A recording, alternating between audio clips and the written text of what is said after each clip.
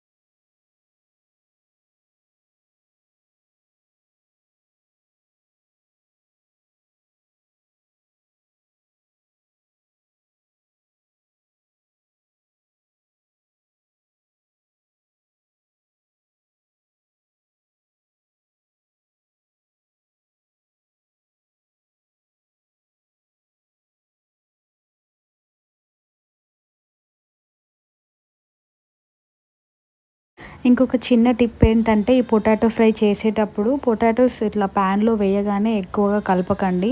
అలా కలిపితే ఏమవుతుందంటే క్రిస్పీ టెక్స్చర్ వచ్చేస్తుంది. సో నార్మల్గా కొంచెం తక్కువ కలపండి. అండ్ మీకు క్రిస్పీ పొటాటో ఫ్రై ఇష్టమా లేకపోతే ఇంకా స్పైసీగా ఉంటే ఇష్టమా? నాకైతే పొటాటో ఫ్రై స్పైసీ ఉంటేనే చాలా బాగుంటుంది. అండ్ మీ అందరికైతే ఒక విషయం చెప్పాలని అనిపించింది. ఎందుకో తెలీదు బట్ చెప్పాలనిపించింది కాబట్టి చెప్తున్నా. లైఫ్లో అందరూ పర్ఫెక్ట్గా ఉండాల్సిన అవసరం లేదు. బట్ డైలీ మనం ఏదైనా ఒక కొత్తది నేర్చుకొని ఉంటే చాలు అని నాకు అనిపిస్తుంది. నేను కూడా డైలీ రొటీన్స్ పర్ఫెక్ట్గా ఫాలో చేయలేను. ఎందుకంటే కొన్ని రోజులు చాలా యాక్టివ్గా ఉంటాను అండ్ పనులన్నీ కూడా చాలా ఫాస్ట్గా చాలా నీట్గా క్లీన్గా చేసేస్తాను వెంటనే. అండ్ కొన్ని రోజులు మాత్రం చాలా లేజీగా అనిపిస్తుంది. అసలు ఏ పనులు కూడా సరిగా చేయలేను. ఆ డేస్లో అసలు చాలా బద్ధకంగా ఉంటుంది అండ్ అది నార్మల్ అని నాకు అనిపిస్తుంది. ఎందుకంటే మనం సోషల్ మీడియాలో చూసే ప్రతి లైఫ్ కూడా పర్ఫెక్ట్గా ఉండదు. కెమెరా వెనకాల కూడా స్ట్రగుల్స్ చాలా ఉంటాయి. అది ఎవ్వరికీ కనిపించదు. జస్ట్ మనం సోషల్ మీడియాలో చూసేసి వీళ్ళు చాలా పర్ఫెక్ట్గా ఉన్నారు, చాలా ఫాలో అవుతున్నారు రొటీన్స్ అది అని అనుకుంటాము. బట్ వాళ్ళకు కూడా స్ట్రగుల్స్ అనేవి ఉంటాయి. అందుకే మనం కూడా మన లైఫ్ని ఎంజాయ్ చేయడం చాలా ఇంపార్టెంట్ అన్నమాట. అండ్ మీకు మీ అందరికీ ఏది ఇష్టం? టైం దొరికితే షాపింగ్ చేయడమా, చదవడమా, లేకపోతే మూవీసా, లేకపోతే మీకు ఏది ఇష్టం అనేది కమెంట్స్లో చెప్పండి.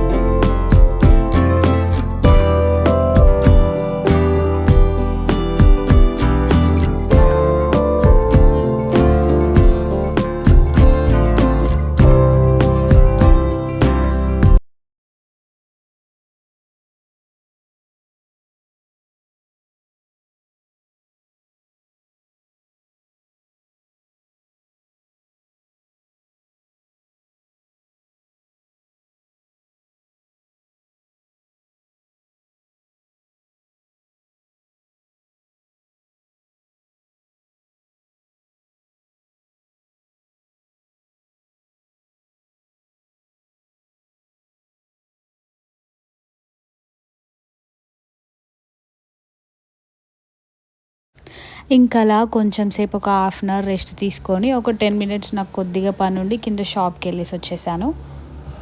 అండ్ మాది లంచ్ కూడా అయిపోయింది ఆల్మోస్ట్. సో తర్వాత ఇంట్లో వాళ్ళందరికీ స్వీట్ తినాలనిపించిందంటే నేను ఇంకా ఈ షీర్ కుర్మా చేద్దామని చెప్పి స్వీట్ ప్రిపేర్ చేస్తున్నా.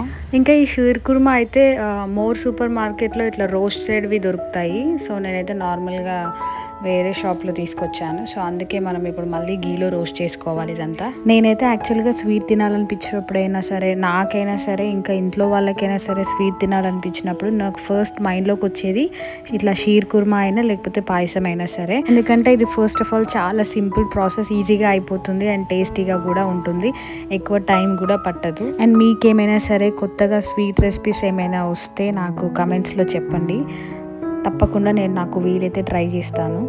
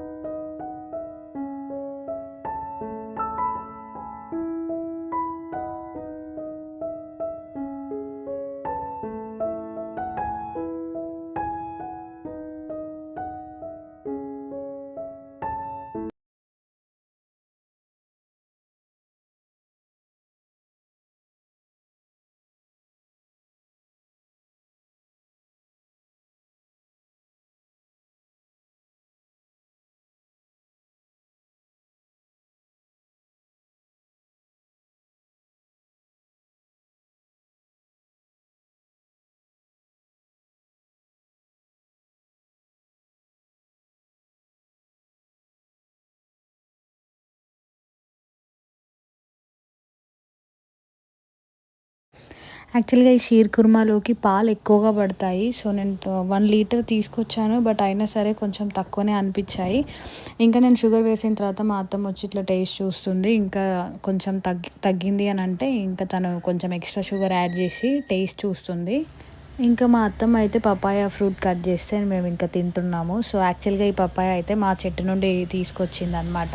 మాకు ఒక పపాయ చెట్టు కూడా ఉంది. సో దాని పపాయ మాత్రం చాలా స్వీట్గా ఉంటుంది. అసలు ఎంత బాగుంటుందంటే అసలుకి బయట అసలు ఎక్కడ కొన్నా సరే అంత స్వీట్నెస్ అసలు నేను ఎప్పుడు తినలేదు. చాలా అంటే చాలా స్వీట్గా ఉంటుంది. ఇంకా ఆల్మోస్ట్ మా స్వీట్ రెసిపీ కూడా అయిపోయింది. ఇంకా అయిపోయిన వెంటనే నేను మళ్ళీ నెక్స్ట్ ప్లాట్ఫామ్ క్లీన్ చేసుకుంటున్నాను. అదేంటో కానీ ఇట్లా అయిపోయిన వెంటనే కుకింగ్ ఇట్లా ప్లాట్ఫామ్ క్లీన్ చేసిన తర్వాత దాని నెక్స్ట్ డే రోజు మళ్ళీ మనం కిచెన్కి వస్తే ఆ ఫీలింగ్ అసలు వేరే లెవెల్ ఉంటుంది. ఎందుకంటే ఇట్లా కిచెన్లోకి రాగానే ప్లాట్ఫామ్ అంతా క్లీన్గా ఉందనుకోండి, చాలా ఫ్రెష్గా అనిపిస్తుంది స్టార్ట్ చేసే ముందు. అలా కాకుండా మొత్తం ఇలానే క్లమ్జీగా ఉంటే అదే రోజు క్లీన్ చేసుకోవాలనిపిస్తే మాత్రం అస్సలు కుకింగ్ కూడా చేయాలని అనిపించదు నాకు. అండ్ మా కిచెన్ కూడా చాలా చిన్నది అవ్వడంతో కూడా నేను వెంటనే క్లీన్ చేసుకోవాల్సి వస్తుంది.